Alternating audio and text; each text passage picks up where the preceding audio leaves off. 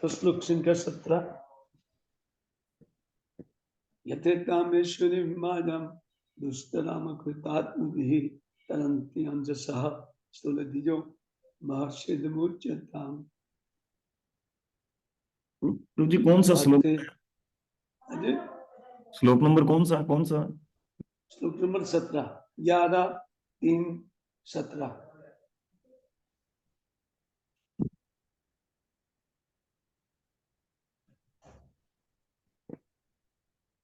निकला?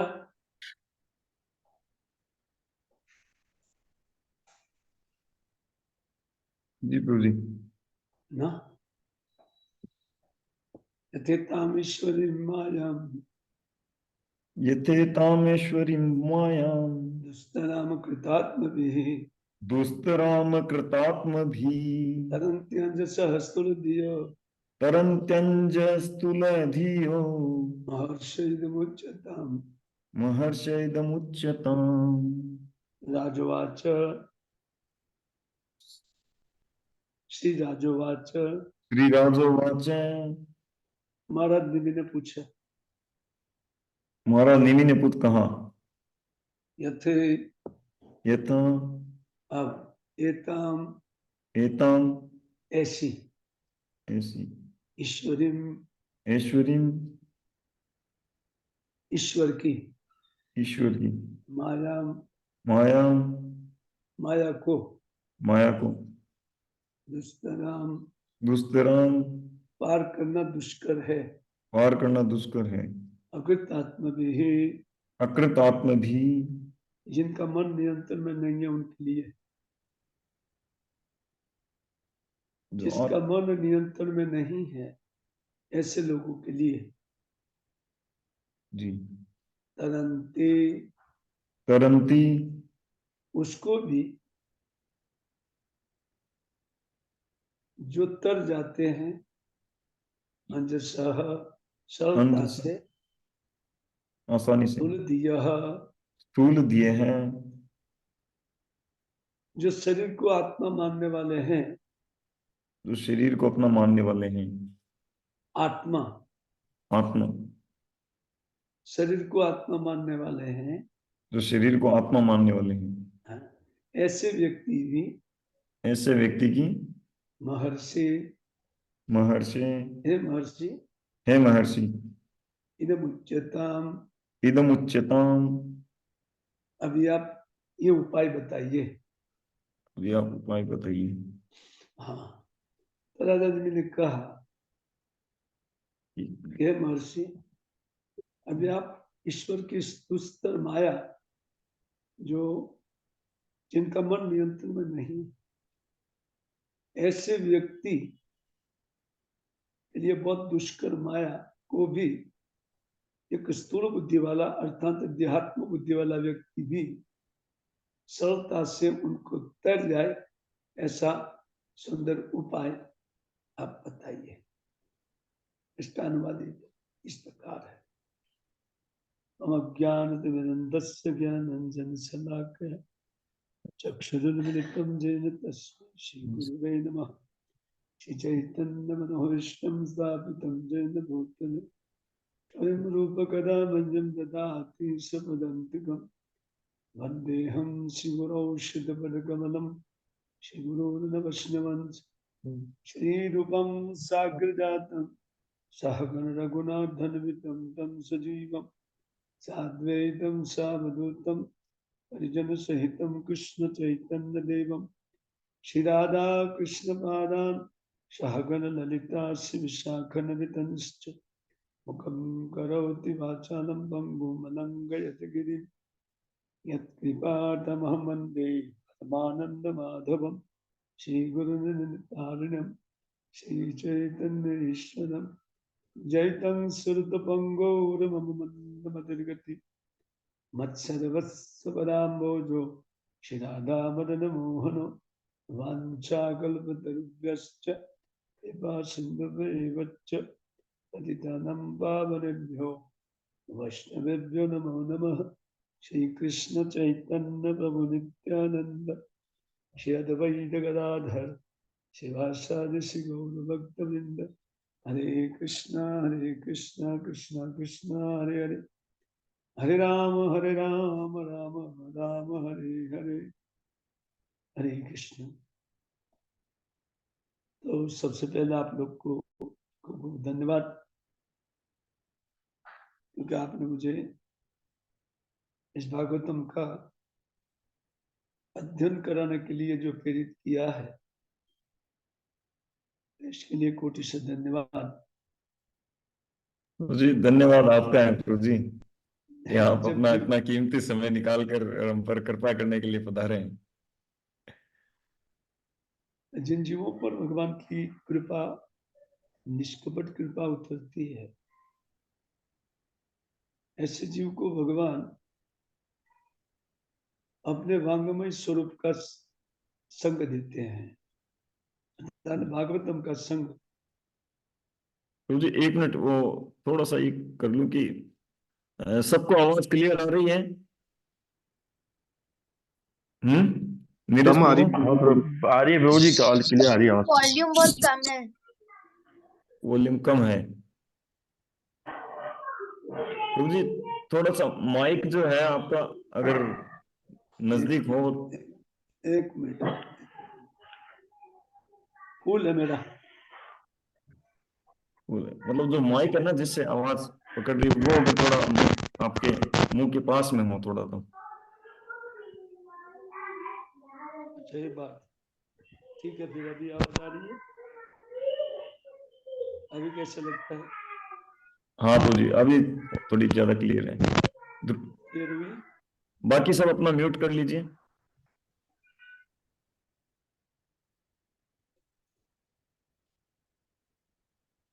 आ रही है ना आवाज? जी प्रभु जी। ठीक है।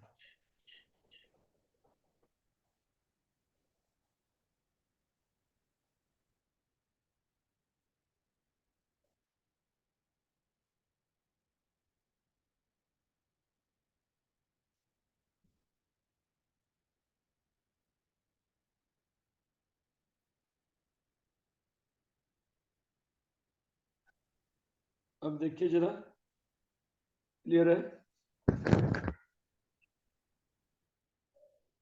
प्रभु जी?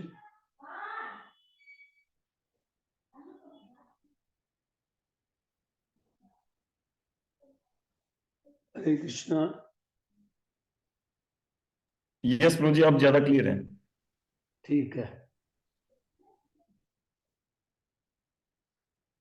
तो मैं कह रहा था, भगवान की निष्कपट कृपा जिनके पर उतरती है, उनको श्री भगवान इस संसार में अपना वांगमय स्वरूप से उनको निकट लाया जाता है। अजान श्रीमद् भागवतम के निकट भक्तों को लाया जाता है, जिसके कारण भगवान का प्रभाव, भगवान का स्वभाव और भगवान के गुण लीला इत्यादि भक्त ठीक से समझ सके, तो अपना भागमय स्वरूप उनको प्रदान करते हैं, जिनके पर कृपा होती है। तो हम लोग धन्य हैं, श्रील प्रभुपाद महाराज की कृपा से हमको भगवान के भागमय स्वरूप का कुछ अनुभव हो रहा है, उनका कुछ संग हमको प्राप्त हो रहा है। तो देखिए इस श्लोक में, जब निमि महाराज के यज्ञ में नव योगेंद्र पधारे, तो उस समय उन्होंने पहले जिज्ञासा किया कि आप माया का वर्णन कीजिए। तो इसी अध्याय में वो 16 सुख पर्यंत उन्होंने माया का वर्णन किया। आप लोग पाठ कर लीजिए। लेकिन इतनी दुष्कर माया को देख करके श्रीनिमि महाराज का हृदय कांप गया। बोले कोई जीव कैसे इतनी दुष्कर माया को तैर सकता है? ये साधु का हृदय है। इसलिए उन्होंने सीधा प्रश्न कर दिया, अगला प्रश्न, कहते ताम ईश्वरी माया दुस्तनाम करता, जिनका मन उनके नियंत्रण में नहीं, ऐसे व्यक्ति को ये दुष्तर माया को पार करना ये बहुत कठिन है। लेकिन ऐसी माया को भी सरलता से देहात्म बुद्धि वाला, शरीर में जिनकी बुद्धि है कि मैं हूं शरीर में, शरीर ही हूं, ऐसा व्यक्ति सरलता से इनको तैर जाए, ऐसा उपाय बताइए। यह हम सब लोग के ऊपर महाराज की कृपा है कि उन्होंने हम सबके लिए ऐसा प्रश्न किया। इसके उत्तर में प्रबुद्ध जी कुछ उपाय बता रहे हैं। उस उपाय को करने से जिनका मन उनके नियंत्रण में नहीं, ऐसे व्यक्ति भी, अथवा जिनकी बुद्धि शरीर को ही अपना स्वरूप मानती है, अपनी जात मानती है, ऐसी स्थूल बुद्धि भी सरलता से इस माया को लांघ सकता है। बहुत सुंदर उपाय है कुछ श्लोक में, इनको हम लोग देख रहे हैं।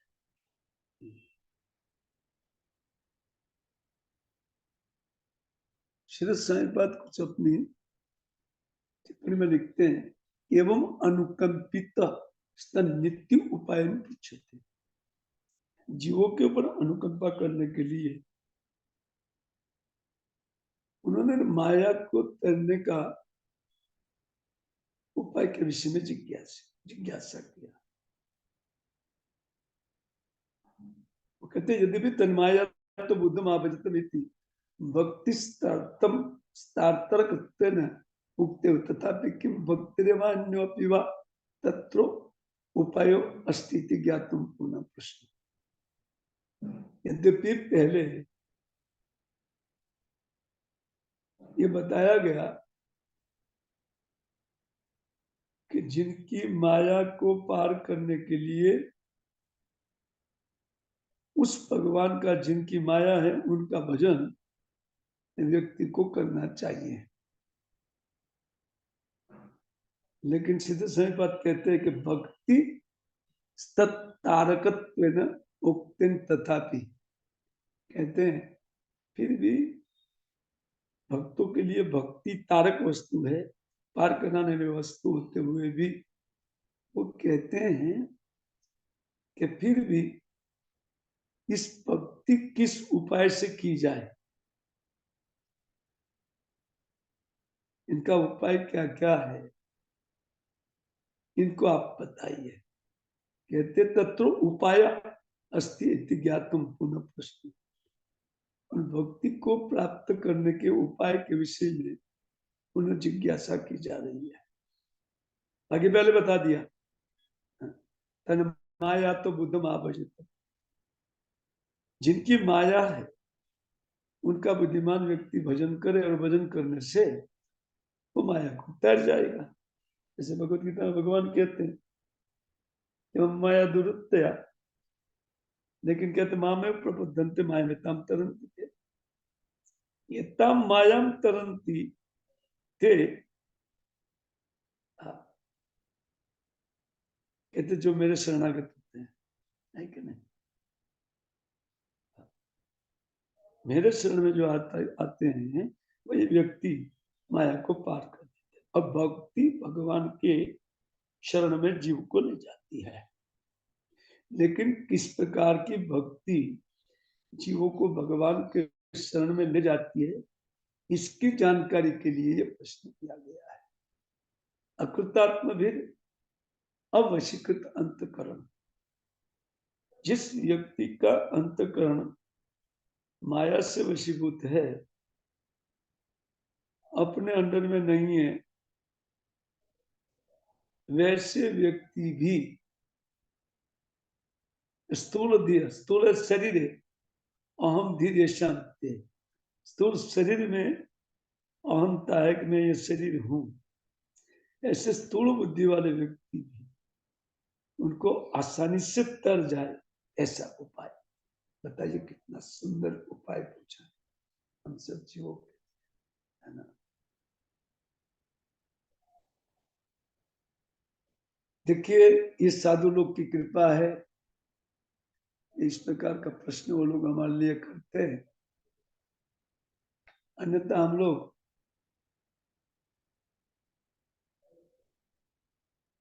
इसको समझ नहीं पाते थे। और न तो श्रीमद् भागवतम को भगवान के वांगमय रूप में हम समझते थे कि भगवान की वाणी में रूप इस श्रीमद् भागवतम है। इसलिए इस श्लोकों के जितना निकटम रह करके व्याख्या करेंगे, उतना आह्लाद भगवान का इस भागवतम के द्वारा इतना आह्लाद हम प्राप्त कर सकते हैं, है ना।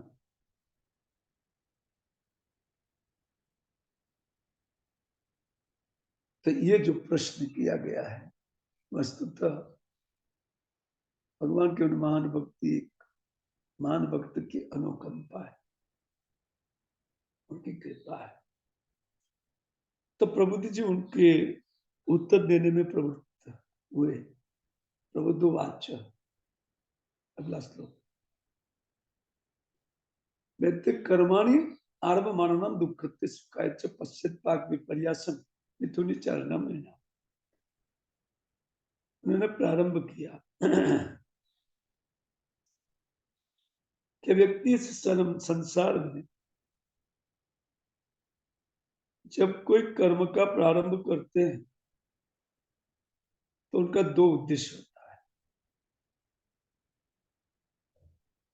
सुखायच्च दुःखते, सुख को प्राप्त करना है और दुख को हटा देना है, या दुख निवृत्ति, सुख प्राप्ति और दुख निवृत्ति, ये दो उद्देश्य से कर्म का आरंभ प्रत्येक जीवात्मा करता है। हम सब लोग अनंत कोटि जीव इसी दो बात को लक्ष्य लेकर के अपना कर्म प्रारंभ करते हैं। लेकिन कहते हैं पश्चात्पाक विपर्यासम, लेकिन जब फल आता है तो फल तो विपरीत मिलता है। यद्यपि मिथुनी चारे नाम निनाम, कहते परस्पर मिल करके, बहुत लोग मिल करके प्रयत्न करने पर भी परिणाम तो विपरीत आता है, अर्थात सुख तो मिलता नहीं। दुख तो सुनिश्चित, दुख हटता नहीं है और सुख मिलता नहीं। सुख मिलने का अर्थ है संपूर्ण तरीके दुख निवृत्ति, लेकिन वो किसी की होती नहीं।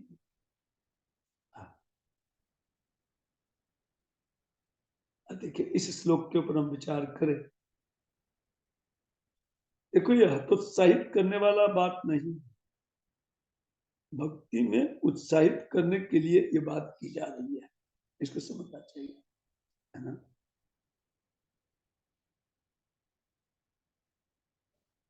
क्योंकि संसार मात्र के समस्त जीव, चींटी से लेकर के ब्रह्मा पर्यंत जितने भी जीवात्माएं हैं, उसी दो वस्तु को लक्ष्य करके अपना कर्म प्रारंभ करते हैं। लेकिन जीवन पर्यंत इस कर्मों को संपन्न करते हुए व्यक्ति दुख को ही प्राप्त करता है, उनको सुख नहीं मिलता है।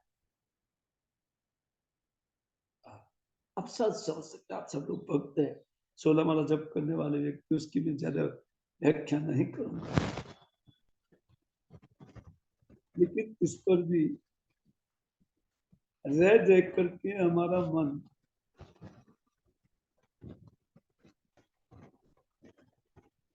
उसी में प्रवृत्त हो रहा है, इसमें जिसमें सुख नहीं मिलता है उसमें ही हमारी ज्यादा प्रवृत्ति देखी जाती है। कैसे?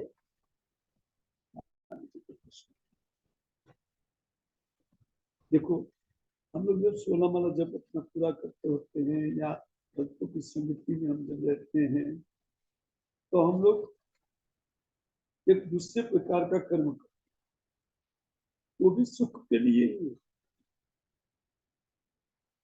लेकिन ये उपाय दुख की पूर्ण रूप से हत्या करने वाला है और संपूर्ण सुख की प्राप्ति में ये सर्वोपरि उपाय इस संसार में बताया गया है, जो हमारा तो हमारा जब चाहिए पालन इस संपूर्ण रूप में दुख निवृत्ति का एकमात्र उपाय है।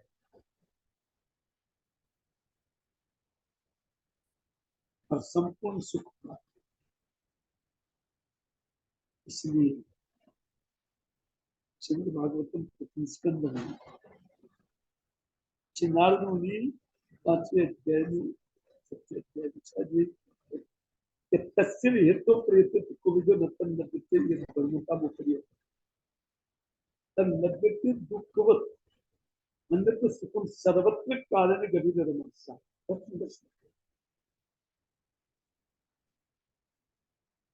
वहां पर नारद जी वेदव्यास महाराज को सूचना देते हुए कहते हैं कि इस संसार में व्यक्ति को इस हेतु की सिद्धि के लिए ही कर्म करना चाहिए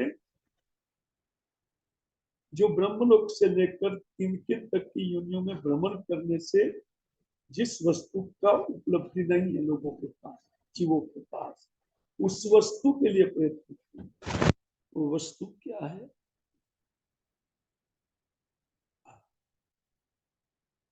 जीवात्मा के स्वभाव में है,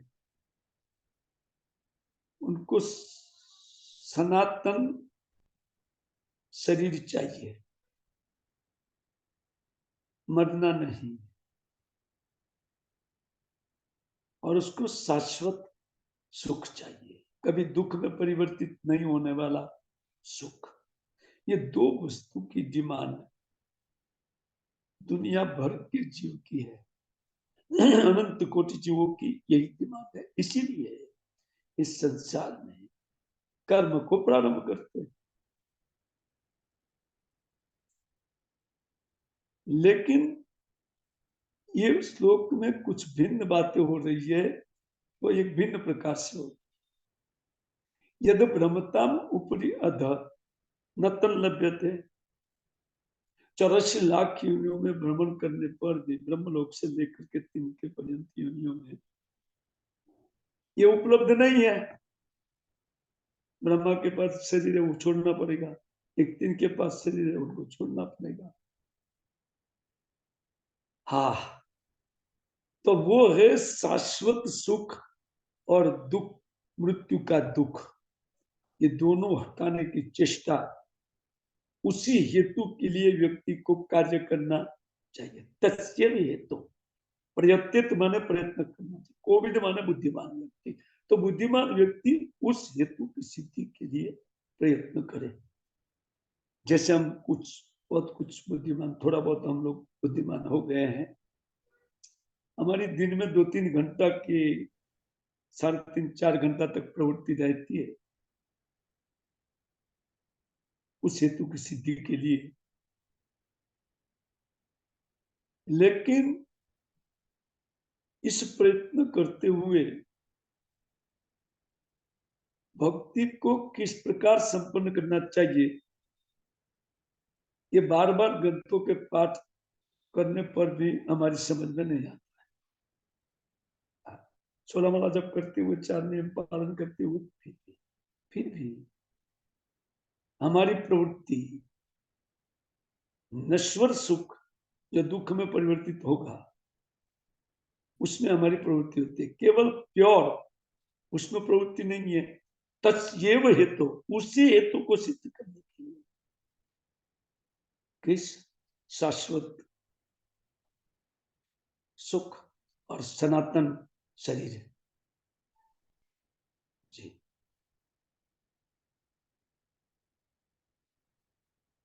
इससे तो की सिद्धि नहीं होती है। दुनिया भर के व्यक्ति का ये उपाय, जैसे सुखाय कर्माणि आरभमाना नाम, सुख के लिए व्यक्ति कर्म करते हैं, कैसे मिथुनी चाल नाम नाम, सब मिलकर के सुख का उपाय करते हैं।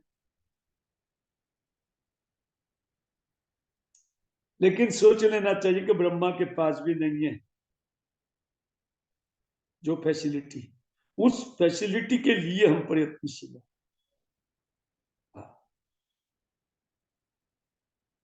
तो उसको विस्तार से कैसे संपन्न किया जाए, जो ब्रह्मा के पास भी नहीं है, वो वस्तु हम लेने जा रहे हैं। तो इसमें थोड़ा गंभीर होकर के विचार करने की आवश्यकता है। इसीलिए सबसे पहले ये श्लोक बताते हैं कि व्यक्ति का प्रारंभ होता है दुख निवृत्ति हेतु और सुख प्राप्ति हेतु, और ब्रह्मलोक पर्यंत के सारे जीव उसी में प्रयत्नशील हैं। लेकिन विद्वान व्यक्ति मार्ग बदलते हैं, है ना।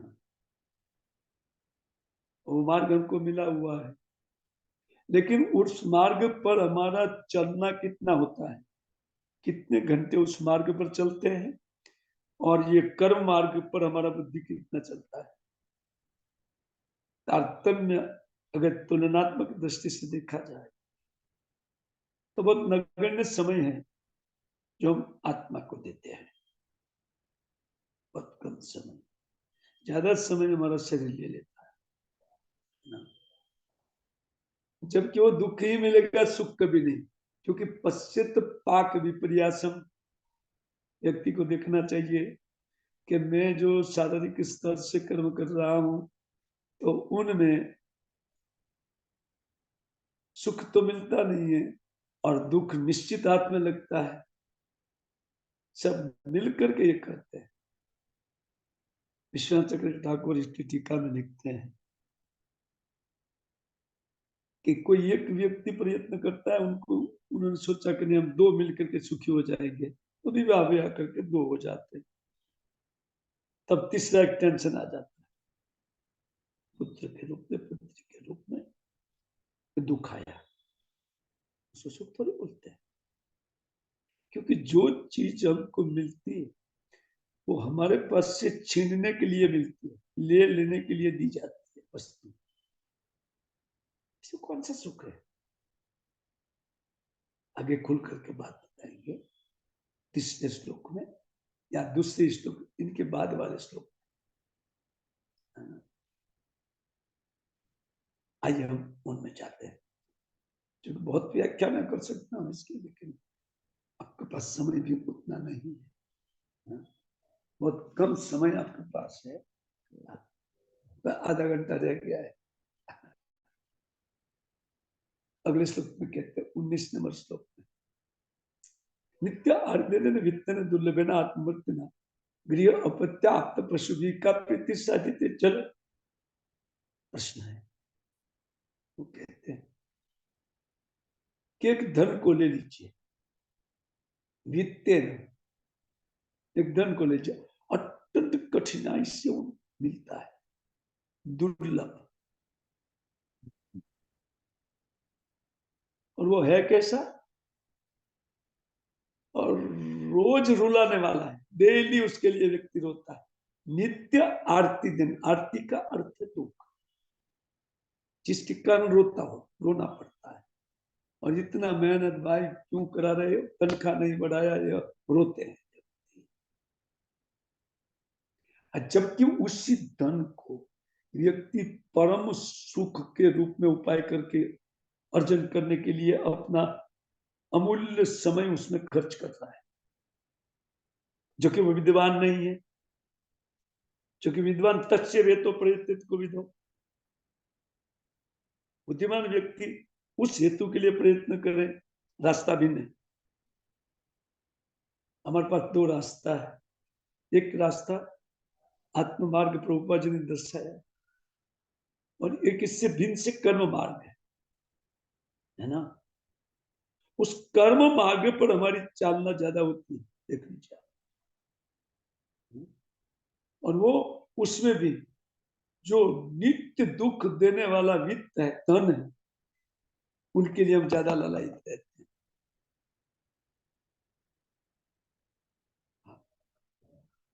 लेकिन अत्यंत दुर्लभ है। दुर्लभ इसलिए कहा जाता है कि जिनके पास है वो बढ़ाने के लिए रो रहे हैं, वो सोचते कि कुछ नहीं है, और जिनके पास नहीं है वो तो साक्षात रो रहे हैं कि यार है नहीं और मिले, है ना। देखिए कितना दिया जाए आपको,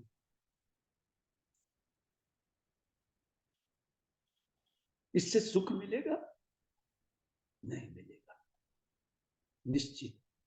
क्योंकि देखो बड़ी बड़ी कंपनियां नई नई बुद्धि लेकर के अपनी कंपनी में उस बुद्धि को लगा देते हैं, पगार दे करके उनको, है ना। जो कॉलेज से नई नई बुद्धि डिग्री लेकर के निकलती है व्यक्ति के रूप में, उन सबको इस्तेमाल पकड़ पकड़ करके अपने सुख के लिए करते हैं। लेकिन वो क्या उस कंपनी वालों को सुख मिला? नहीं। नहीं। कैसे पता चला नहीं मिला? उसकी चौथी पीढ़ी तक कंपनी चालू है, टाटा और बिरला इंडिया, चौथी पीढ़ी चल रही है। ऐसा अगर सुख मिला होता था तो उन कंपनी को लॉक करके बेचारे भोगते थे। अभी तक कंपनी चालू और तंत्र सुख खोज रहे हैं, और हमारा लाइन में कहा नंबर है? हमारा नंबर कहाँ है? इसलिए उनको दुख कारक बोला गया। नित्य आरती दिन वित्त, जिस वित्त के पीछे धन के पीछे भाग रहे तो दुख है, दुर्लभ है ना, वो अत्यंत दुर्लभ वस्तु है। हाँ। और मिलने पर आत्म मृत्यु ना, फिर अपनी मृत्यु का कारण होता है। कई लोगों के लिए धन धन उनकी मृत्यु का कारण बनता है। लगभग लोगों को वो धन प्राप्ति में ही उनका जीवन पूर्ण होता है, आत्म मृत्यु में। या जिनके पास आ जाने के बाद स्वाभाविक व्यक्ति मृत्यु को भूल जाता है, अपने आप को शाश्वत समझ लेता है। अथवा सनातन को सही बात, जैसे उदाहरण देते हैं, श्री सनातन गोस्वामी पाद के साथ जब वो जेल से भागे तो ईशान उनके साथ एक ईशान नामक व्यक्ति था। तो वो जा रहे थे, सराय में रुके, तो सराय वालों ने खूब स्वागत किया। ये तो वही मिनिस्टर है ना हुसैन शाह के, समझ गए कि ये इतना आवभगत क्यों करता है। उन्होंने पूछा, अरे ईशान तेरे पास कुछ धन है? बोलते 7 स्वर्ण मुद्रा है। अरे बोले ये मृत्यु का घंट गले में लेके क्यों घूमता है? ला दे दे दे। उन्होंने जैसे वो सुवर्ण मुद्रिका रखा उन सराय वाले के पास, उन्होंने बोला कि वो रोने लगा, बोले बहुत बड़े पाप से मैं बच गया। बोले क्या पाप? बोलते हैं मैं एक तो एक ज्योतिष रखता, वो ज्योतिष ने पहले बता दिया कि जो ये लोग आ रहे हैं ना उनके पास 8 स्वर्ण मुद्रा है। आज रात को आप दोनों को मार करके वो स्वर्ण मुद्रा में ले लेना चाहता था, तो आप जैसे साधु संतों को मारने का पाप से नहीं बच गया। आप ले जाइए, स्वर्ण मुद्रा ले जाइए, आप जाइए, मैं आपको बोले वहां छोड़ देता हूँ। बोले नहीं नहीं नहीं भाई साहब, ये मृत्यु का घंट है, आप नहीं मारेंगे, दूसरा मार करके ले लेंगे। हमारे आचार्य हमारे लिए ये सब आचरण करके हमको सिखा करके गए हैं, फिर भी उनके पीछे दौड़ना विद्वता नहीं है। ठीक है, ये तो आधा श्लोक हो गया। तो उसी धन से मिला हुआ वस्तु कैसे सुख का रंग होगा? क्या बोले? गृह, घर, अपत्य, पत्नी, है ना, या संतान, है ना, अपत्य कहते हैं। और पशु भी, जैसे गाड़ी इत्यादि, आज वही पशु। हाँ, पहले राजा महाराज को हाथी घोड़ा होता था। का प्रीति, वो बोलते हैं साधिते चले, जिस साधन से वो प्राप्त होता है वो साधन दुख देने वाला है, उसके द्वारा मिला हुआ वस्तु कैसे सुख देगा? सवाल ही नहीं उठता है सुख का, है ना। जी आइए तीसरे श्लोक में जाते हैं। 30 नंबर।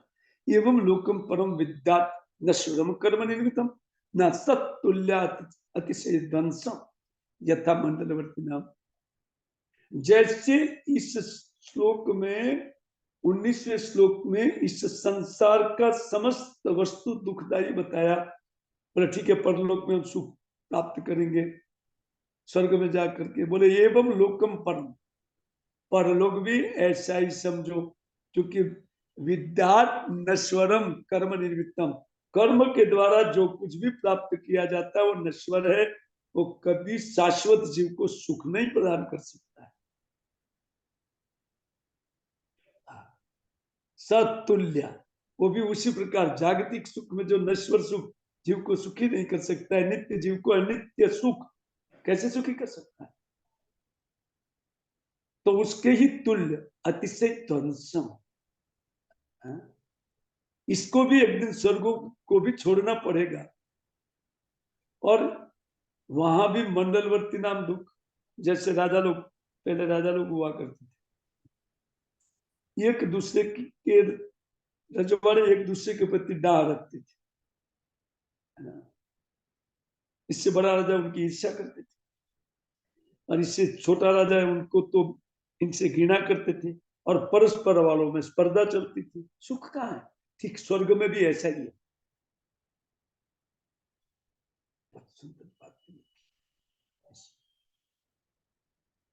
इससे जो व्यक्ति कर्म निर्मित स्वर्ग या कर्म निर्मित इस संसार की वस्तु में सुख देख करके दौड़ता है, उनको विद्वान कभी नहीं माना जाएगा। तत्सेवे तो प्रयतित को भी दो दत्तन लभ्यते यद भ्रमताम उपरियद, ऊपर से ब्रह्मलोक से लेकर 3 के तक भ्रमण करने पर जो वस्तु नहीं है, उन वस्तु के लिए प्रयत्न करना है, और वो हमारी संपदा है, शाश्वत सुख, सनातन जीवन।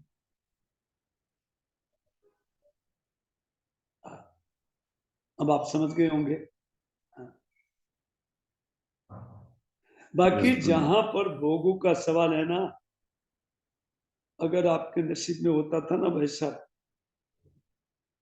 वो आपको मिल गया है, जो था वो मिल गया है, और आगे मिलने वाला है, उनको कोई रोक नहीं सकता है। प्रहलाद महाराज को सुनिए, सप्तम स्कंद में वो क्या बोलते हैं।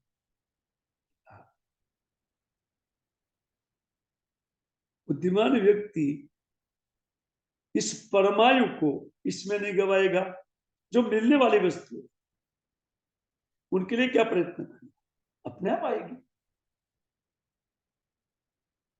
आप समझिए, आप सब लोग 16 माला जप करते हैं ना? आप इसको बराबर समझिए। हम जो मिलने वाली वस्तु है उनके पीछे दौड़ते हैं, और साधन बगैर नहीं मिलेगा उनके प्रति हमारा मन शिथिल है। या 16 माला भी वो बहुत परिश्रम से पूरा करते हैं, जानते परिश्रम क्यों हो रहा है? इसमें अनुराग नहीं, इसमें अनुराग है। हमारा प्रीति इसी में है, इतना प्रीति भक्ति में नहीं है। साफ समझ में आ रहा है ना? लेकिन इसको विचार करना चाहिए कि इससे हमें क्या मिलेगा, क्या सुख मिलेगा। इससे भगवत गीता कहती है कि जन्म मृत्यु जरा व्याधि दुख दोषानुदर्शनम, जो व्यक्ति इन दुखों का दर्शन कर सकता है, जन्म मृत्यु जरा व्याधि, वो व्यक्ति शाश्वत जीवन के लिए प्रयत्न करेगा। सनातन सुख इनको चाहिए।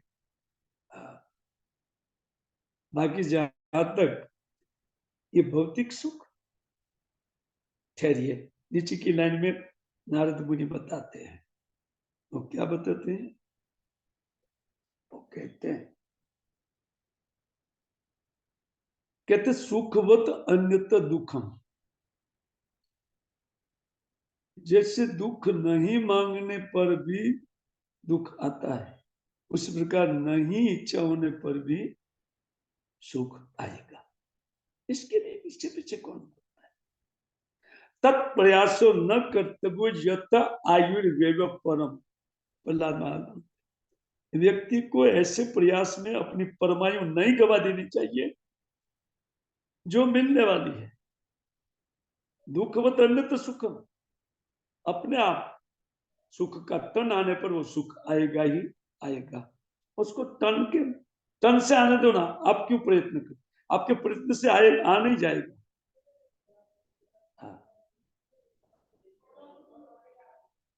लेकिन शाश्वत जीवन और सनातन सुख चाहिए, प्रयत्न करना पड़ेगा। कोई भी व्यक्ति उनके लिए मेहनत करे। देखिए श्रील प्रभुपाद महाराज की कृपा से हम लोग थोड़े बुद्धिमान हो गए हैं, लेकिन हमारी प्रवृत्ति कम है इसमें, है कि नहीं? कम प्रवृत्तम होते हैं।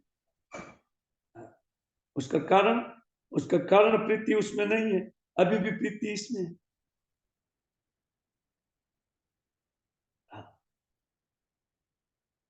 अच्छा तो क्या करना चाहिए भाई, क्या करना चाहिए? मान लिया है? आपकी बात सत्य है, शास्त्र की बात सत्य है। तब क्या करना चाहिए? आइए अगले श्लोक में हम जाते हैं। मतलब टीका को छोड़ करके मैं आपके पास जा रहा हूं। तस्मात्, इसलिए गुरु प्रपद्येत जिज्ञासु, एक गुरु का आश्रय ग्रहण करे। कौन? जिज्ञासु से जो उत्तमम, जो अपना उत्तम कल्याण चाहता है, श्रेय चाहता है श्रेष्ठ प्रकार का, तो उनको गुरु प्रपद्य, एक गुरु का आश्रय ग्रहण करना चाहिए। अच्छा वो गुरु भी कैसा होना चाहिए? शाब्दे परिच निष्णांतम, शब्द ब्रह्म अर्थांत वेद, वेद में निष्णांत होना चाहिए। पर का अर्थ है साक्षात ब्रह्म, पर ब्रह्म, श्री कृष्ण भक्त होना चाहिए। और कहते ब्रह्मण्यु उपसम आश्रयम, और जो व्यक्ति ने उस प्रकार उन ब्रह्म का आश्रय लिया है, उनका चित्त उपशमन को प्राप्त होता है। उनको अपने लिए न धन चाहिए, न पत्नी चाहिए, न बालक चाहिए, न फैक्ट्री चाहिए, कुछ नहीं। अपना एक मकान भी उनके लिए नहीं चाहिए। ऐसे निष्णांत व्यक्ति जो इसको दुख समझ करके छोड़ दिया है, जिनका एक भी प्रयत्न उनके लिए नहीं होता है, और जिनका चित्त भगवान में लिंक से लगा हुआ है, और जिनका समय और व्यर्थ कालत्वम तक पहुंच गया है, जिनकी एक मिनट दूसरे किसी भी प्राकृत वस्तु के लिए नहीं होती है, वैसा गुरु, उनका आश्रय ग्रहण करना चाहिए। देखिए आप लोग सोनामाला जप करते हैं, लेकिन अभी गुरु दीक्षा के लिए आपकी इतनी तैयारी नहीं है, इतनी उत्तमता नहीं है जितनी होनी चाहिए। आप बोलेंगे कैसे आप बोल सकते नहीं है? अगर उत्कंठित आप होते तो आपको अभी तक दीक्षा मिल जाती थी। बोले नहीं, कंडीशन है भाई, 2 साल जब करो तब दीक्षा मिलेगी। ऐसा बात उनके लिए है जो लोग ढीला भजन करने वाले हैं, जिनका मन अभी प्राकृत आसक्ति में फंसा हुआ है, उनको थोड़ा पक्का करके देंगे। बाकी किसी किसी को 6 महीने में मिल जाता है। बताइए क्यों मिल जाता है ना? इसका कारण है उनकी उत्कंठा है। देखिए श्रील प्रभुपाद महाराज ने एक साथ में 3 दीक्षा प्रदान कर दिया था भक्ति चारू स्वामी को, है ना? उनकी उत्कंठा थी। एक साथ में 3 दीक्षा कैसे दे सकते हैं? मिला कि नहीं? मतलब संन्यास भी साथ में? सब तीनों 3 दीक्षा एक साथ में लिया। हाँ। उत्कंठा, उत्सुकता। भक्ति चारू स्वामी, आप सोचिए, चारू माने सुंदर और भक्ति माने भक्ति। अब देखिए, जब कोई एक व्यक्ति को मिलता है तो दूसरे व्यक्ति भी इतने उत्कंठित होने पर क्यों नहीं मिलेगा? लेकिन हमारी उत्कंठा कम है। खैर, ऐसे गुरु के पास जाना चाहिए। अच्छा, उधर जाके क्या करना चाहिए? तत्र भागवतान धर्मान शिक्षे, वहां जाकर के भागवत धर्म की शिक्षा ले। भागवत धर्म माने भक्ति। और गुरु आत्मदेवता, गुरु को अपनी आत्मा से भी ज्यादा प्रेम या भगवान की तुलना में प्रेम करना चाहिए। अमायानुवृत्तिया, निष्कपट भाव से निरंतर अनुवृत्ति, उनका सेवन करना चाहिए, उनकी आज्ञाओं का पालन करना चाहिए। ये तुष्यत आत्मा आत्मा तो हरि ही, जिससे अपने आप को देने वाले हरि शीघ्र संतुष्ट हो जाते हैं ये करने से।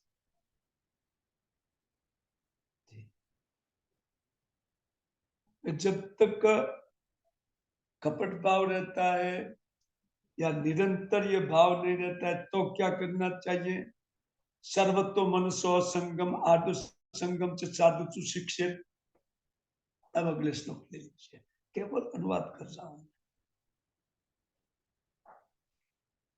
अगर मान लीजिए कोई कहे यार हमारी, तो हमारा ये हम इसमें है ना, हम आज्ञा अनुवृत्तिया, निष्कपट भाव, निरंतर गुरु आत्मद सेवित, उनकी सेवा करनी चाहिए। गुरु की सेवा, ये तुष्य, जिससे संतुष्ट होते हैं कौन?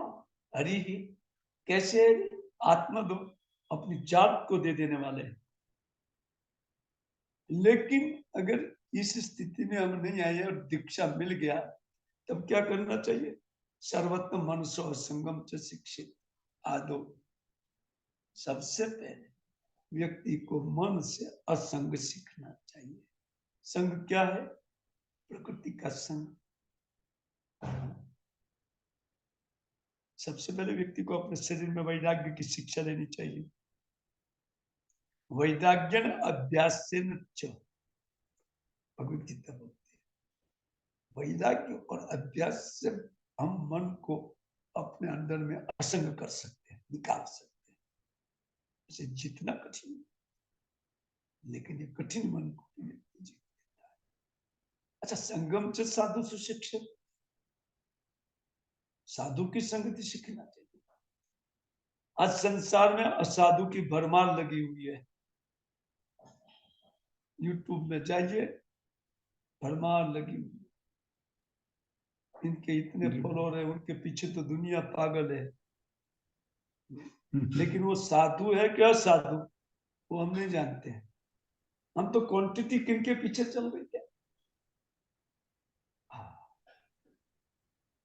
क्वालिटी क्या है उनका दर्शन अभी हम नहीं कर सकते। इसलिए कहते संगम च साधु सुशिक्षित।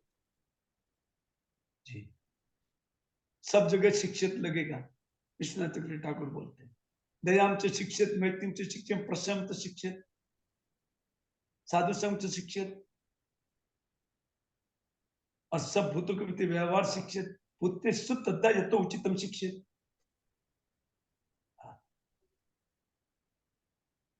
खैर अभी ज्यादा मैं कहूंगा तो आपके ऊपर से जाएगा इसमें।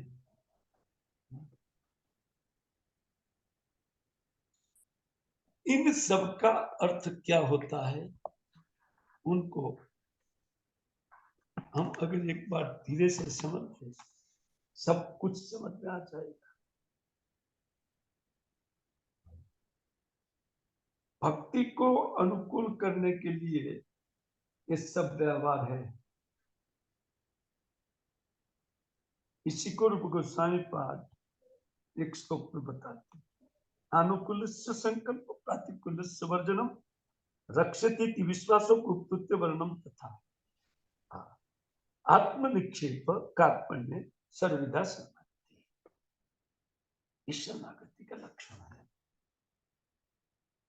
शरणागति कोई सीख लेता है अपने आप ये लाइन से सब कुछ आ जाएगा। शरणागत कहाँ होना चाहिए? कहते गुरु आत्मदैवत, गुरु के प्रति शरणागत होना चाहिए। पहले दीक्षा शिक्षा ग्रहण करो आप लोग, और दीक्षा के बाद फिर इन अनुकूल का संकल्प करो। भक्ति को अनुकूल करने के लिए विपरीत जो भी भाव है वो 10 भाव भक्ति सामर्थ्य सिंधु में लिखा है। पहला 10 गुरु पादाश्रय से लेकर के जो 10 लक्षण लिखा है अनुकूलता का, तो इनको पढ़ लेना चाहिए भक्ति सामर्थ्य सिंधु से। व्याख्या करने में देर लगेगा। प्रतिकूल विवर्जनम, उनके बाद का जो 10 है, 10 to 20, उनके बाद का जो 10 है वो 10 वर्जन करने के लिए बताया है। हमारा एक साथ में चल रहा है, भक्ति तो करते हैं लेकिन साथ में वर्जन करने योग्य जो होता है उनको हम लोग अपनाते रहते हैं। जैसे हम धन भी प्राप्त करना चाहते हैं, भक्ति भी प्राप्त करना चाहते हैं, है ना, दोनों चाहते हैं। तो देखिए शरणागति के लक्षण में लिखा है प्रतिकूल विवर्जन आप कर देंगे ना, और अनुकूल 10 मुद्दा सीख लीजिए। छंदों में है और चाहिए तो मैं उसके ऊपर क्लास में दे सकता हूँ आपको। अब वो आपकी डिमांड है। दूसरा बात, तब रक्षति इति विश्वास, व्यक्ति को पूर्ण रूप से विश्वास हो जाता है कि श्री कृष्ण मेरी रक्षा करते हैं। जैसे व्यक्ति ये 2 बात सीख लेता है, तीसरी बात अपने आप हृदय में प्रकटित हो जाएगी कि कृष्ण रक्षा करने वाले हैं। मेरा धंधा, मेरी नौकरी मेरी रक्षा नहीं करेगा, मेरा बच्चे मेरी रक्षा नहीं कर सकता है, केवल कृष्ण। रक्षति इति विश्वास, कृष्ण दृढ़मति उत्पन्न होगी। गुप्त वर्णम तथा,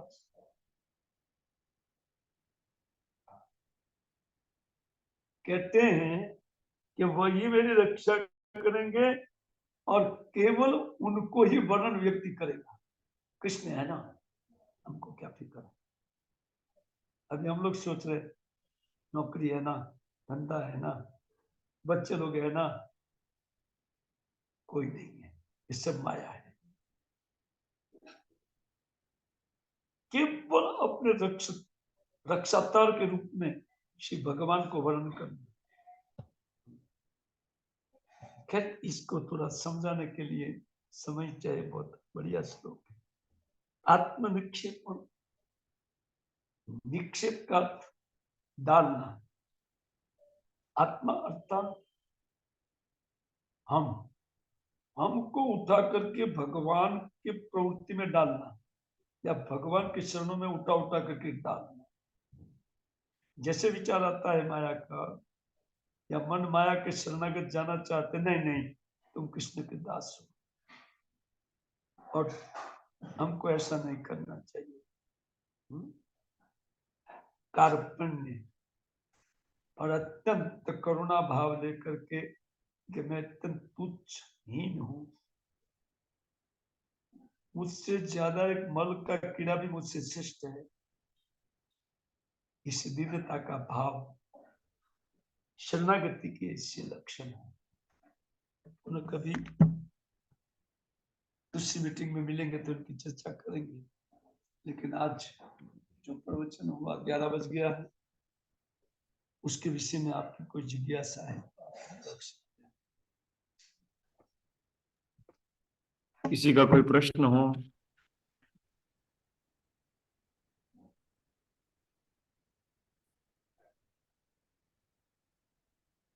तो मुझे यहाँ पे पूछ रहा हूँ, तो जो आपने कहा जैसे कि ना रक्षति इति विश्वास, तो गृहस्थ के लिए मतलब ये विश्वास करके कि भगवान ही रक्षा करेंगे और वो भक्ति में पूरे तरह से आ जाए, जिस तरह से सन्यासी हो या ब्रह्मचारी डिवोटीज होते हैं, ये विश्वास करके कि भगवान रक्षा करेंगे, तो क्या वो अपने कर्तव्य को छोड़ दे?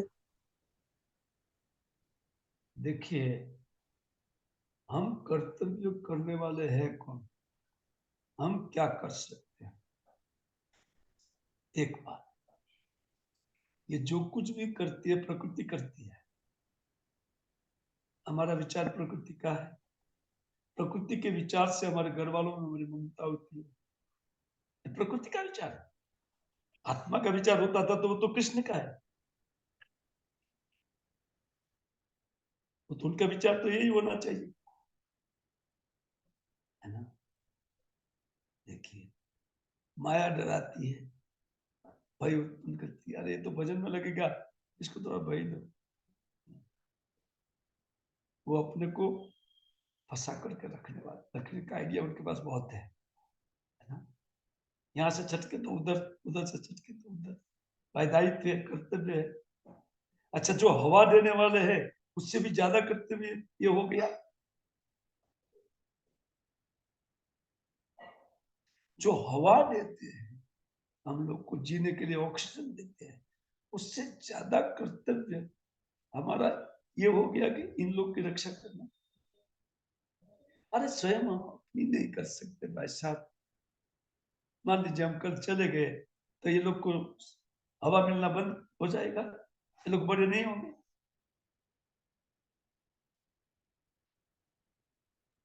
होंगे बोलिए। प्रभु जी, ये हमारी मान्यता है। इस मान्यता का जितना अनादर होगा ना, उतना आप अपने गृहस्थी के साथ सुखी रहेंगे, घर में सुखी रहेंगे। आपको त्यागने की जरूरत तो नहीं है, ममता त्यागने की जरूरत है। उसी ममता को हटा करके कृष्ण में लगाने की जरूरत है। योगक्षेम महान्य सततम कीर्तन तो माम ये जना परिपास्ते, भगवद गीता। हमारा विश्वास नहीं है, और न तो ब्रह्मचारियों का है। बोले कल इसको निकाल देगा तो कहां जाएगा?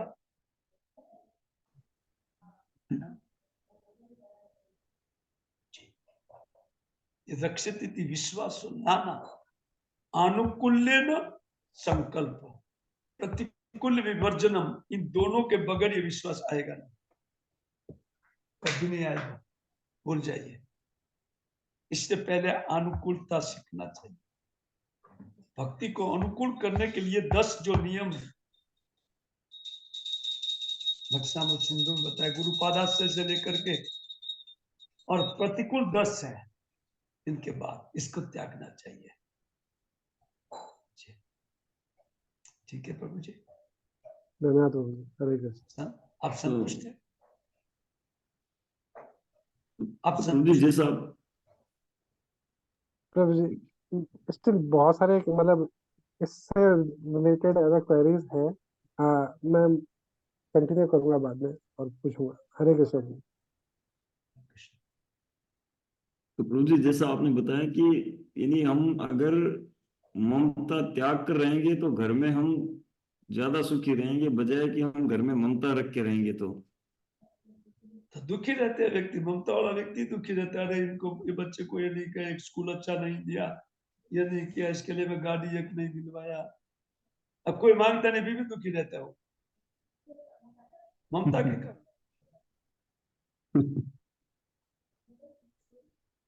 रहता है कि नहीं रहता है? यस प्रभु जी। और ममता नहीं रहेगी, बोले ठीक है दिला देंगे दिला देंगे, अभी सुविधा नहीं, सुविधा दिला देंगे, वो लोग बेचारे तसल्ली में रहेंगे, बोले ठीक है मिल जाएगा आगे। अपना भजन करो ना, लेकिन हम गाड़ी के पीछे, उनको दिलाना है उनको दिलाना है, ये हमारा। Yes, प्रभु जी, एक प्रश्न है कि गुरु के प्रति प्रेम कैसे बढ़ाएं? गुरु के प्रति प्रेम प्रेम कैसे बढ़ाएं? जितनी मात्रा में भगवान के प्रति प्रेम बढ़ता जाता है, उतनी मात्रा में गुरु के प्रति प्रेम बढ़ता जाता है। अर्थात जितनी भक्ति आपकी बढ़ती जाएगी, तब गुरु की महिमा आपकी समझ में आएगी। जी प्रभु जी।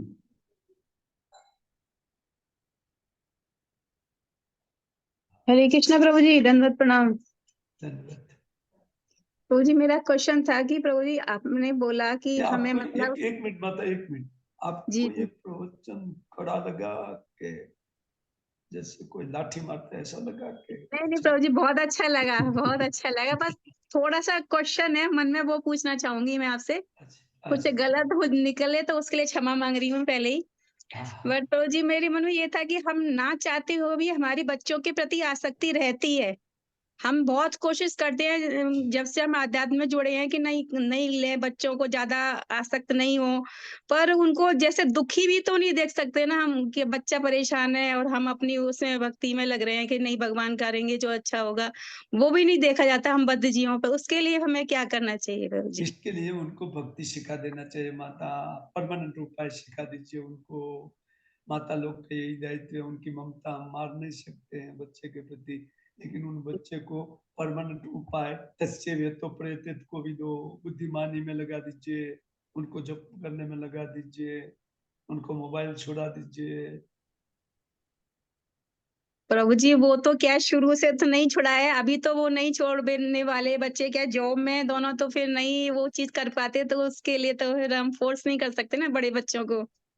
देखिए माता, वो अगर पहले से ध्यान रखा होता तो ठीक है, जी फिर जी भी अभी भी अगर आपका कहना नहीं मानते तो आपका दुख किस बात का लगता है?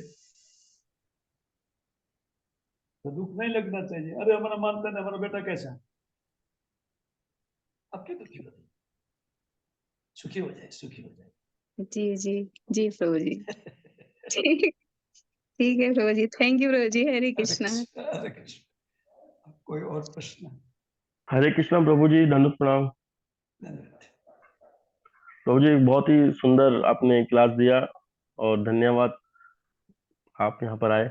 और प्रभु जी, आपने जो उदाहरण दिया हमें टाटा बिरला का, कि वो 3-4 पीढ़ी से कमा रहे हैं और आज भी वो सुख प्राप्त करना चाह रहे हैं, इसलिए बंद नहीं कर रहे हैं काम को।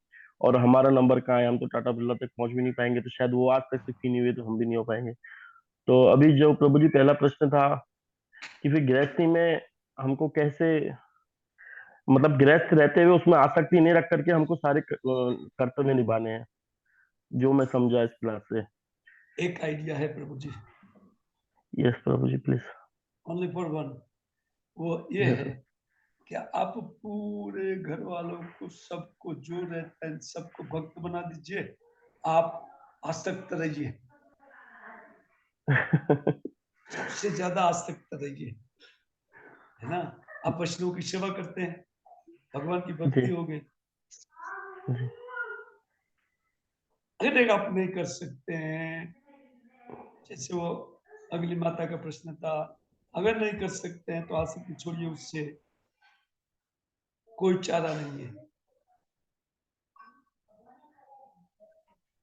और उनके प्रति जो कर्तव्य हैं जिनको हम, वो उनके लिए कितना हम उसमें, कितना परसेंट हम उसमें रहें, मतलब कितनी हाँ जिम्मेदारी उनके लिए, बिल्कुल। लोक विचार के लिए प्रभु जी, जो देखिए, समाज के लिए। लोक लोक विचार, सामाजिक विचार, ये सब विचार करते हुए हम लोग को अपनी भक्ति को कैसे बढ़ाया जाए। देखिए, जैसे आप अपनी भक्ति को बढ़ाएंगे ना, तो एक केवल भक्ति नहीं बढ़ती है, क्या क्या बढ़ता है। भक्ति, परेश अनुभूति, विरक्ति, अन्यत्र त्रिक एक काल, यथा यस्नत अनुगासम तुष्टि पुष्टि निवृत्ति, एकादश स्कंद का श्लोक है भागवत का। जैसे कोई भक्ति करता है तो ईश अनुभूति होने लगती है, रक्षा करने वाले भगवान है, मैं कौन होता हूं, अपने आप को व्यक्ति विनम्र करता जाएगा, अपने आप होगा ये। आपको केवल भक्ति करनी है एकाग्र चित्त से। ये लोग की चिंता, इस सारी चिंता इसमें डाल देनी है, इसका जो भी होगा तो भगवान देख लेंगे, सब अपने नसीब लेकर के आते हैं। खाना पानी दाना पानी सबको मिलता ही रहता है, पूरे जगत को कौन देता है, नहीं भजन करने वालों को देते हैं, तो आपका घर नहीं चलेगा। खैर, अनन्यता पकड़िए इसमें, और भक्ति बढ़ती है तो परेशान हो। आप साक्षात देख सकते हैं कि मेरी रक्षा केवल भगवान के द्वारा हो रही है, और मेरे बच्चे की रक्षा भी मेरी मति के अनुसार भगवान करते हैं। आप देख सकते हैं, हमारा कुछ अनुभव है, अनुभव के बल से भी कुछ बातें बताई जाती है। देखिए, क्योंकि मैं भी सालों से बिजनेस बंद कर दिया मेरा। मुंबई में डायमंड, एयर डायमंड की कंपनी मेरी थी, पॉलिशिंग कंपनी, 92 में उसको बंद कर दिया मैंने, जब बच्चे छोटे थे। कोई अंतर नहीं किया। रक्षति इति विश्वास, परेशान होती विरक्ति अन्यत्र, और इतर माया में वो विरक्त होता जाएगा। तीन चीज एक साथ में होता है, तब आपकी एकांति की भक्ति में बढ़ोतरी करना आपका पहला दायित्व होगा। दूसरा उपाय,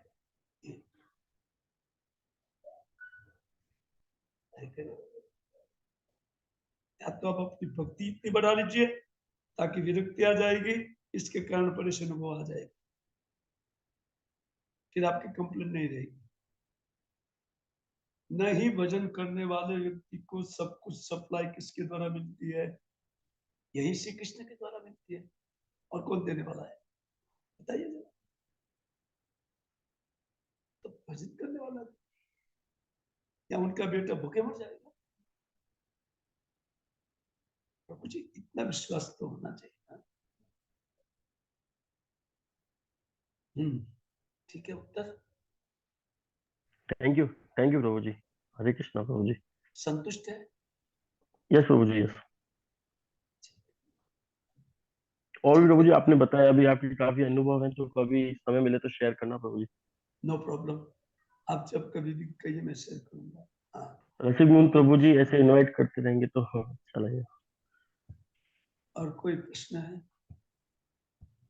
कृष्णा प्रभु जी, धन्यवाद धन्यवाद प्रभु जी, धन्यवाद आप आए और हमें अपना बहुत अमूल्य समय दिया, सभी भक्तों के साथ मार्गदर्शन दिया। मैं प्रभु जी एक सिंपल सा क्वेश्चन पूछना चाह रहा हूँ कि दूसरे लोग अनम्यूट करें, दूसरे लोग अनम्यूट करें। एक मिनट प्रभु जी, इस जो प्रश्न पूछने वाले हैं उनके अलावा सब लोग अपने माइक को बंद रखें, मुझे समझ में नहीं आ रहा है।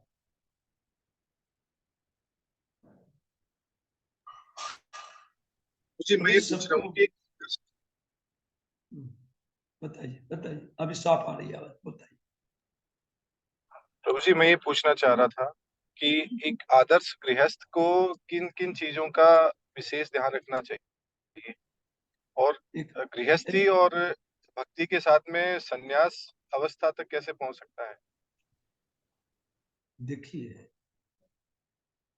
एक गृहस्थ को अपनी भक्ति का सबसे पहले ख्याल करना चाहिए, और किसी भी घर के सदस्य को आपकी गलती मालूम न हो। भक्ति में जो गलती होती है वो गलतियां उनको वो न देखे,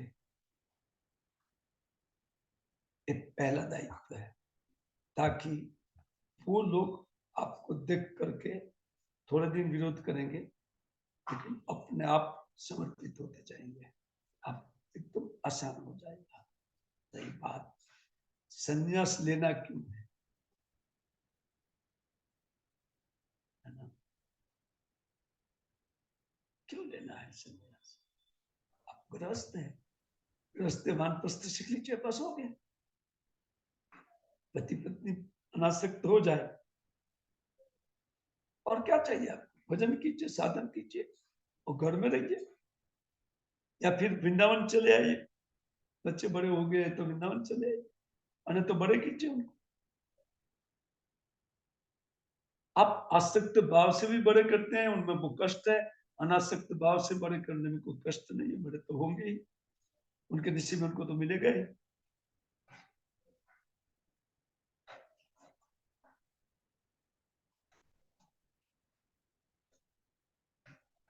हमको भक्त बनना है कि सन्यासी बनना है, ये डिसाइड कीजिए सबसे। भक्त बनना प्रभु पहले। बस बस, तो संन्यास लेने की आवश्यकता नहीं।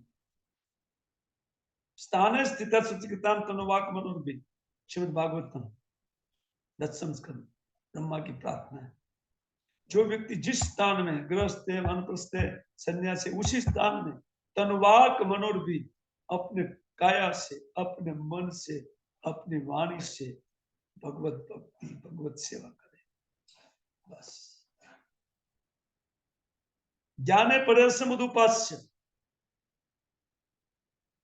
ये जो ज्ञान के प्रयत्न स्वरूप व्यक्ति मुक्त होते हैं, उनमें प्रयत्न नहीं करना चाहिए, और न तो सन्यास का इच्छा अभिषेक करना चाहिए। धैर्य के साथ भजन कीजिए। क्या सन्यासी ही भजन कर सकता है? नहीं। इसलिए महाप्रभु कहते हैं, तो मैं तो गृहस्थी नहीं, सन्यासी नहीं, वानप्रस्थी नहीं, तो दास दासानुदास कहते हैं। गोपी पद भरपूर कमल दास दासानुदास। श्री कृष्ण के जो गोपियों के भरता है, उनका दास का दास नहीं बनना चाहता। ये दास टाइटल जो हमको मिला है ना, इसलिए मिला है, प्रभु बनने के लिए नहीं मिला है।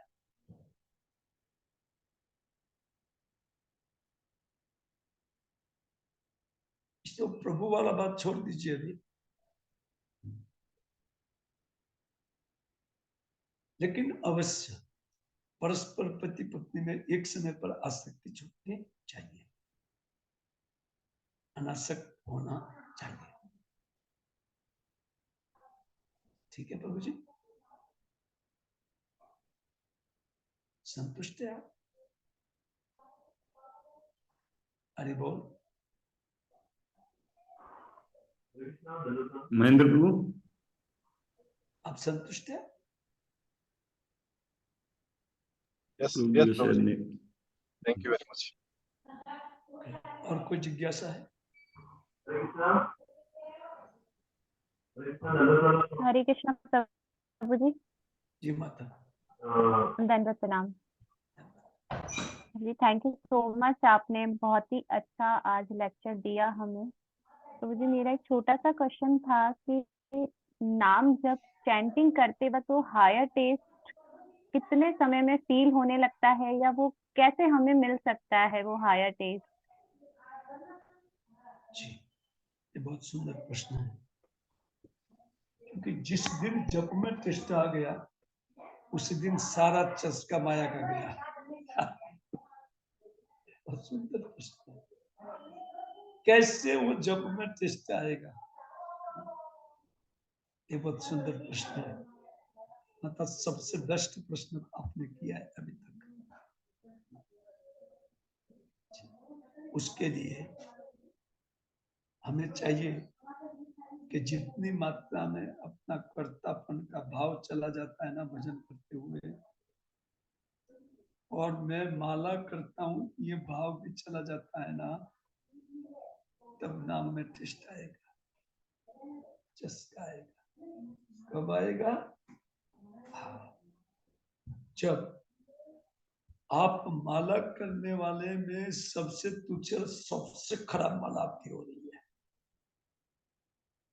और आप भक्त है ही नहीं, ये भाव जब आएगा ना, इसको दैन्य भाव बोलते हैं।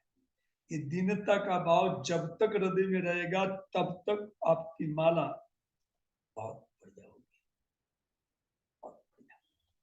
और जितना आप उनके ऊपर टिकेगा आपका मन, अपने कर्तापन का भाव उन परम कर्ता भगवान में विसर्जित करना, इसको शरणागति बोलते हैं। तो जितना टिकेगा उतना आपको उस भजन में आनंद मिलेगा। देखिए कभी कभार हमको बहुत आनंद मिलता है जब करते हो, आह, क्योंकि हमारा मन प्रवेश करता है शास्त्र में। ये भी ऊपर का है, दैन्य नहीं है, शास्त्र में प्रवेश करता है। जैसे कोई श्लोक के ऊपर विचार चल रहा है और हम भजन कर रहे हैं, तो वो तो वांगमय स्वरूप है, वाणीमय स्वरूप, तो वो तो शब्द तुरंत नया नया स्फूर्ति आएगा, है ना। लेकिन वो भी भगवान का स्फूर्ति है। भागवतम के ऊपर विचार भगवान की स्फूर्ति है ना? और इसी से आपको चस्का भागवतम श्रवण में लग जाएगा। वो आचार्य क्या लिखते, ये क्या लिखते, इस श्लोक का अनेक व्याख्या किस प्रकार है, आप अंदर घुस गए और आपका जब चलता है, आपका जब इधर उधर तो मन गया नहीं, भगवान के वांगमय स्वरूप में गया, जाने दीजिए, है ना। इससे होता क्या है कि आपका नाम सुंदर ढंग से चलेगा और फिर वो सत्य विचार को छोड़ करके आप नाम के ऊपर आ जाएंगे और नाम और कृष्ण में कोई अंतर नहीं। फिर आपका कान बराबर श्रवण करता जाएगा। तो जितना स्पष्ट रूप में आप उस नाम को श्रवण करते हैं उतना आपको वो नाम आनंद देगा। जी ठीक है माता जी प्रभु जी। प्रभु जी, आपने अभी बोला कि हमें जितनी कृपणता होगी, जी। तो ये कृपणता जो हम, जैसे हमें हमारे गुरु बोलते हैं कि आप जब भी टेम्पल में जाते हैं या प्रणाम करते हैं तो आपको सबसे तुच्छ मान के प्रणाम करना चाहिए। वो करते हैं, लेकिन वो मतलब मुझे ऐसा लगता है कि वो हम सिर्फ एक बोलते हैं, अंदर से तो वो फीलिंग ट्रूली आती ही नहीं है। तो वो कैसे आएगी? देखिए देखिए माता, प्रणाम किया जाता है केवल शरीर से नहीं, मनसा वाचा कर्मणा। कर्मणा का अर्थ मन उसी टाइम क्या सोचता है, इसके ऊपर सबसे पहले देखना चाहिए। मेरा मन कहाँ है, भगवान तो प्रणाम कर रहा हूं, लेकिन मेरा मन मेरे पास है, चेक कीजिए, है ना। अपने आप जब आप चेक करेगी, अपने आप आपको पता चल जाएगा। और पता चलते ही आपको एक श्लोक स्फूर्ति होगा चित्त में, अय नंद तनुज किंकरम पतितम माम विष्णु भवाम। जो बुद्धिमान भक्त होते हैं ना, वो प्रणति के समय हे कृष्ण करुणा सिंधु पूरा करके राधा रानी को नमस्कार करके बाद में उनको प्रार्थना में यही श्लोक बोलेगा, ये नंद तनुज किंकरम, करुणा से भर करके, जैसे कार्पण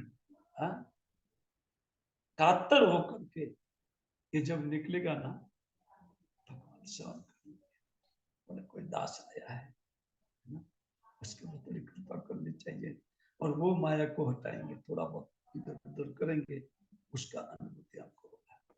ठीक है माँ।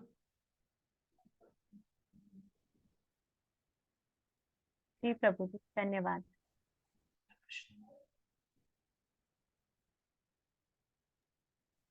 और कोई जिज्ञासा?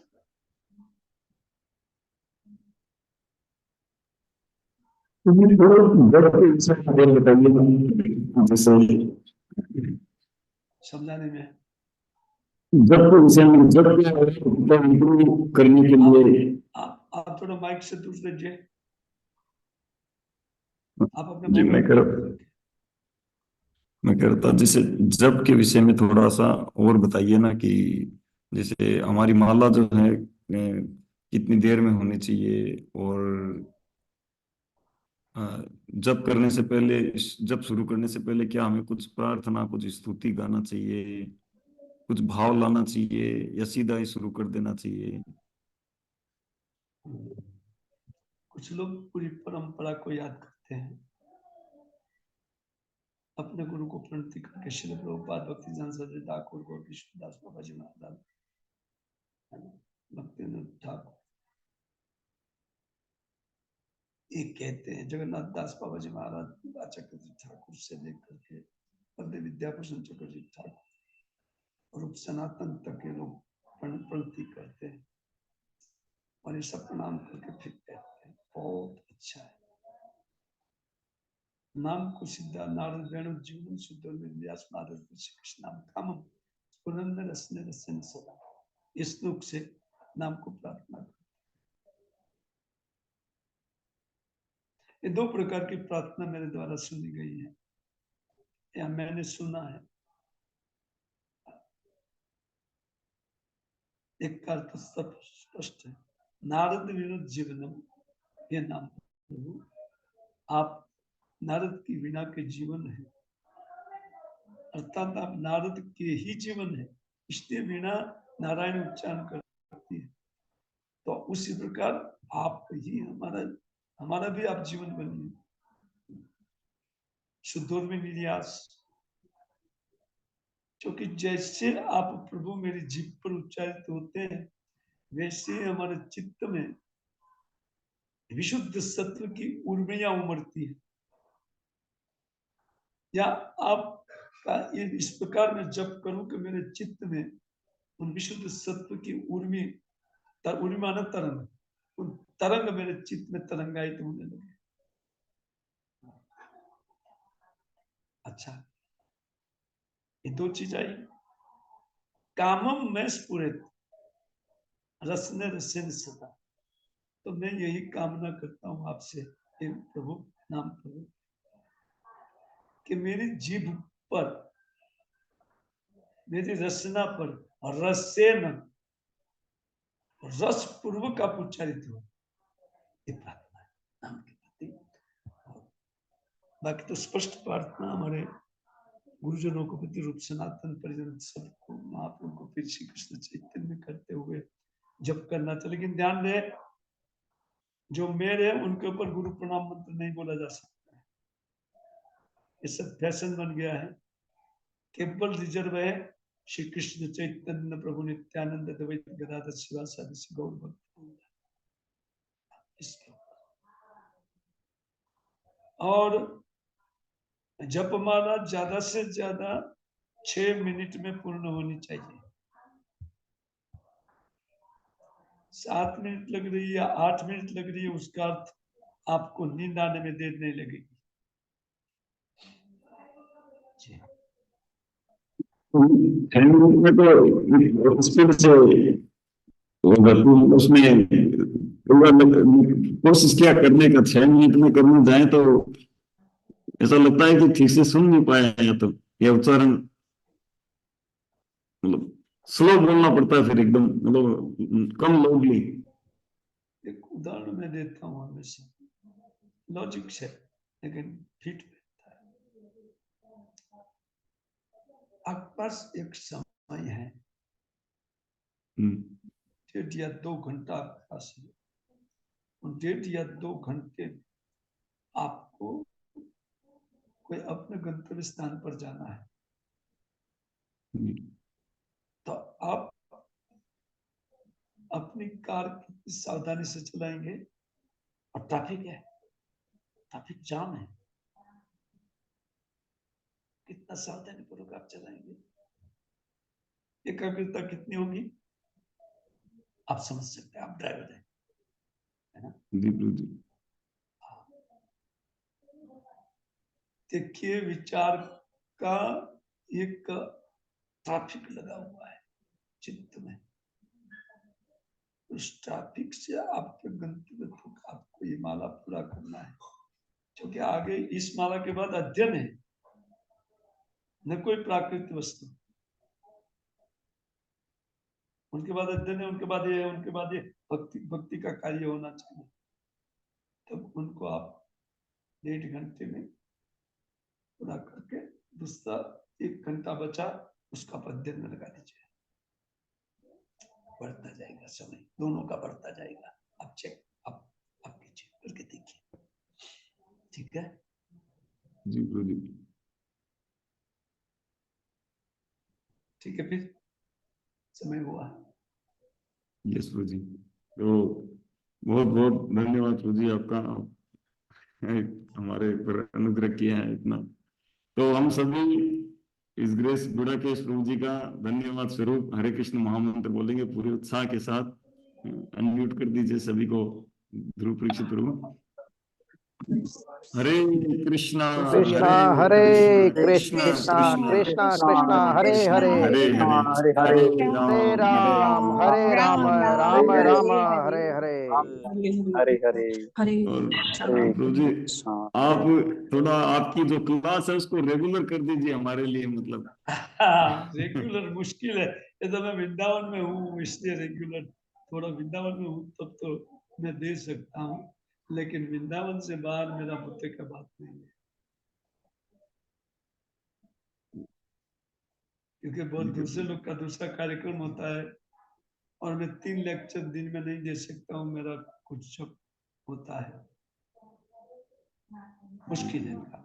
अब मुश्किल काम बता दिया, लेकिन हो सकता है, मैं कोशिश करूंगा, ठीक है जी प्रभु जी। तो जब तक वृंदावन है तब तक तो और रोज मुश्किल हो जाएगा, क्योंकि देखो कल दूसरा क्लास है, परसों वृंदावन में भी लाइन लग गई है। नहीं, मतलब जैसे हफ्ते में एक हो जाए थोड़ी देर के लिए, भले यार। हफ्ते में कर सकते हैं, अगले बुधवार को मिलेंगे फिर, ठीक है ठीक है प्रभु जी। आज कौन सा बार है? अगले आज संडे है। अगले संडे मिलेंगे, ठीक है ओके प्रभु जी, same time. Okay, thank you. Hare Krishna. इस ग्रेस गुड़ाकेश प्रभु की जय, श्रील हरे प्रभुपाद कृष्णा की जय। जय। Thank you Rasik Mukund.